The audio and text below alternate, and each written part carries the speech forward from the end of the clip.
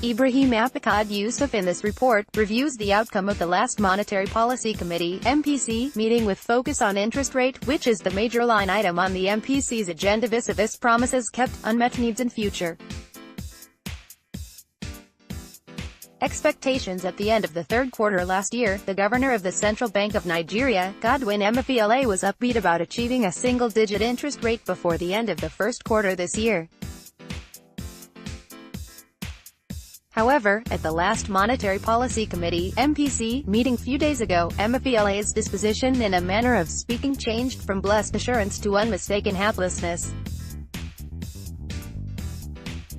As has happened in the past, circumstances way beyond his control had made the man at the helms of affairs in the nation's apex bank regulatory body eat his words.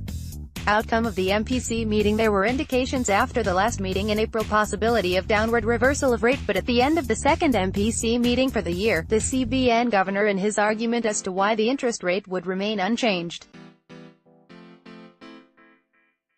CBN Governor, Mr. Godwin Emefiele, announced the decision of the committee at the end of a two-day meeting held at the Apex Bank's headquarters in Abuja, explained that 8 out of the 9 members of the committee that attended the meeting agreed to maintain the current monetary policy stance.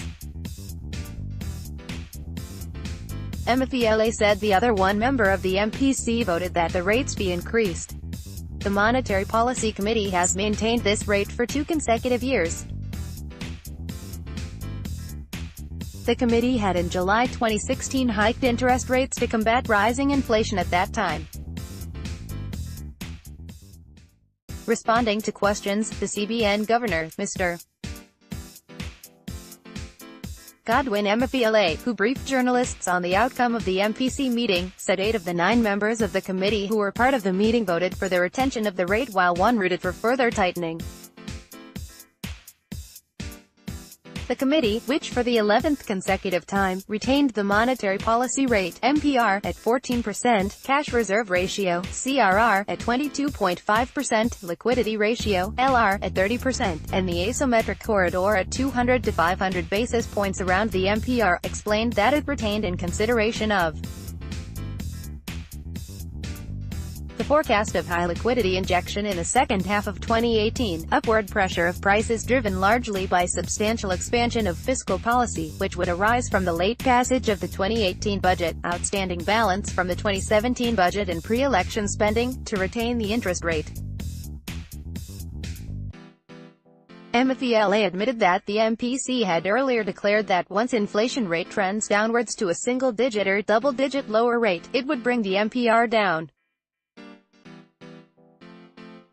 According to the latest figures released by the National Bureau of Statistics (NBS), the inflation rate for April was 12.48%, down from 13.34% recorded in March.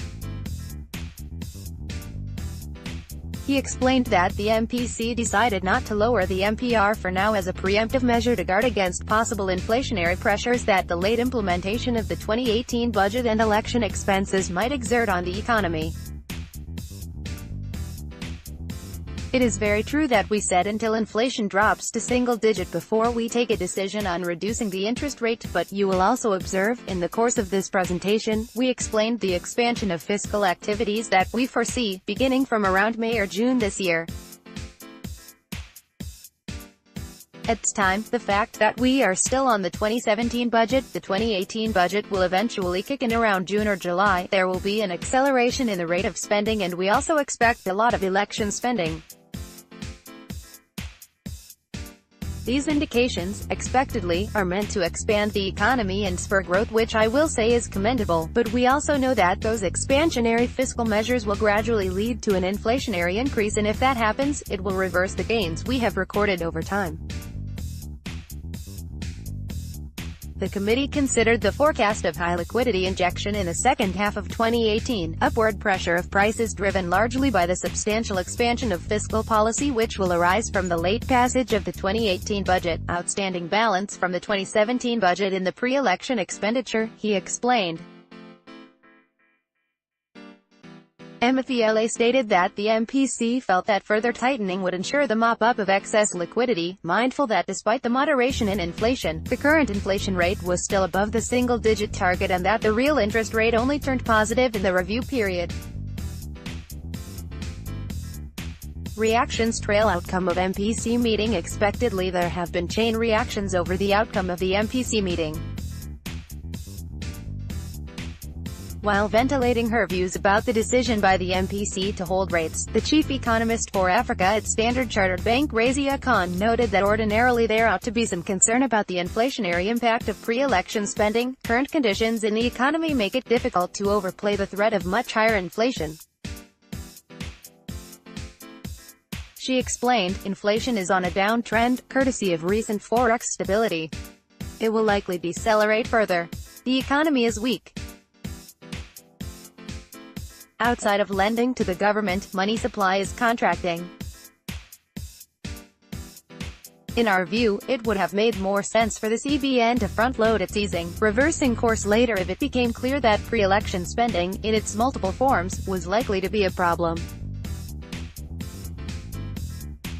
However, the CBN is especially concerned about investor profit-taking and the likelihood of capital outflows at this point in time. We interpret the decision to keep all rates unchanged as suggesting that forex stability, even with oil back at $80 per barrel, remains paramount, and the CBN will not do anything to risk this. Not even easing, when the opportunity presents itself.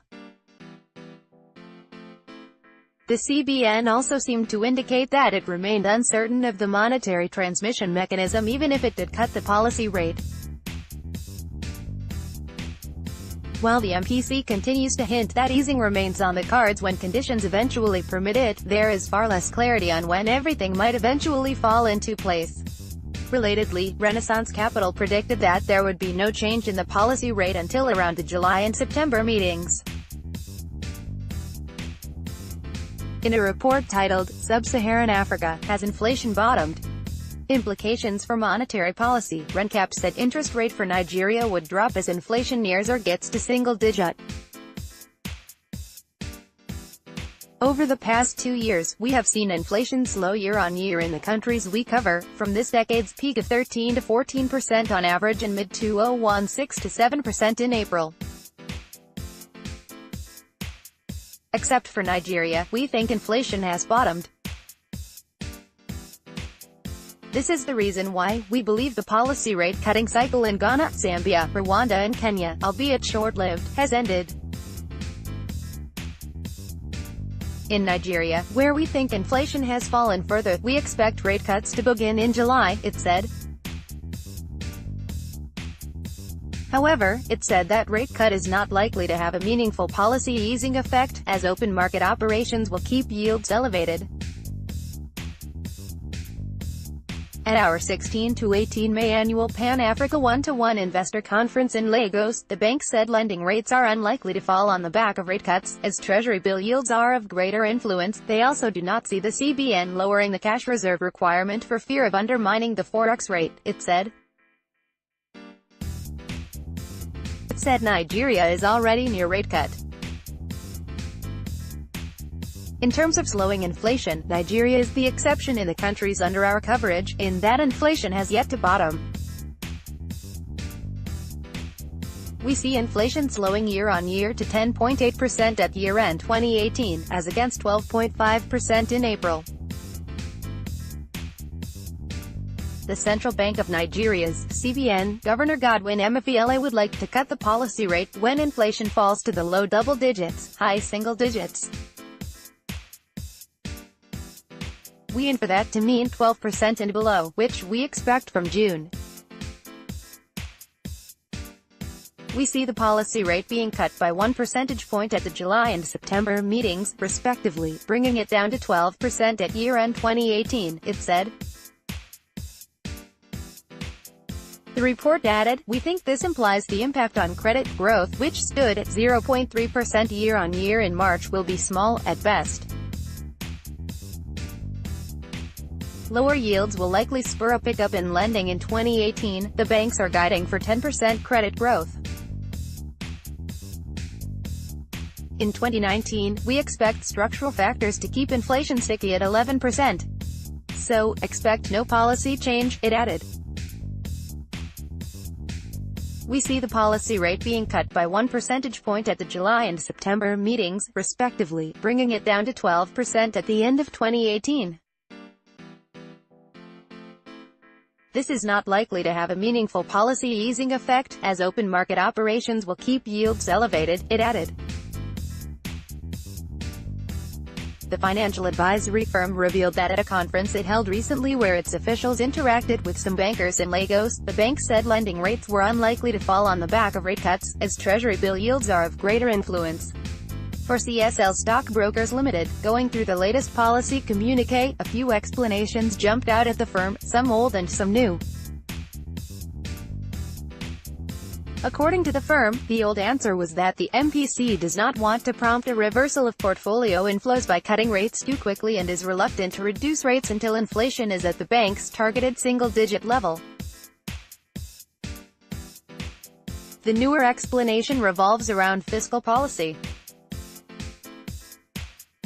With only a few rate-setting meetings left before the election campaign kicks off in earnest, the question then becomes, is the window for easing policy closed or about to close? In his own reaction, senior economist at Exotics Capital Christopher Diamond said the MPC decision was largely based on the high level of inflation that continues to plague the country as well as rising U.S. Treasury rates painting the macro backdrop to this decision. Growth continues to lag and inflation falls towards single-digit, we expect a policy rate cut as early as the MPC's next meeting in July, Diamond said. Nigeria has highest interest rate in Africa. Meanwhile, a study has revealed that Nigeria has the highest interest rate in Africa. According to the study, sub-Saharan Africa has some of the highest interest rates in the world. The study, conducted last year by InvestmentFrontier.com, showed that 4 of the 6 countries with the world's highest interest rates reside in sub-Saharan Africa. The countries are Nigeria, Malawi, Gambia and Ghana, and they reflect the broad picture in the region, and, indeed, the wider African continent, with generally high interest rates. The interest rate is dependent on the base rate or monetary policy rate, which is fixed by a country's central bank. The base rate for Nigeria is 14%. In contrast, that of Kenya is 10% and that of South Africa is only 6.75%. In Tanzania, the interest rate is 8.91%. Banks in Nigeria factor in the high cost of doing business and set their lending rate at 25% or more. The CBN has however kept the benchmark rate at 14% in the past couple of years as a way of checking inflationary pressure. There is an inverse relationship between interest rates and inflation. When interest rates are reduced, people are able to borrow more and spend more, and this leads to an increase in inflation rate. On the other hand, when interest rate is high, inflation is checked because people are discouraged from borrowing and thus spending is reduced. The second way in which inflation affects interest rate is that banks cannot fix their lending rate lower than the inflation rate, else they run at a loss. Since the inflation rate in Nigeria is currently 15.37%, this means that the lending rate cannot be lower than this. According to CRC Credit Bureau Limited, the cost of doing business is high in Nigeria. For banks, these include the costs associated with defaults, high-speed broadband internet and technology, running the branches including cost of diesel to power the generator and the cost of security personnel for the branches. Financial intermediation costs, CRC Credit admits, include administrative costs incurred by banks, cash reserve requirement, CRR, and liquidity ratio requirement. We have already established that administrative costs are high for banks because of the high cost of doing business. The cash and liquidity ratio requirements are also high at 22.5% and 30% respectively. The high intermediation cost incurred by banks is reflected in high interest rates charged to borrowers.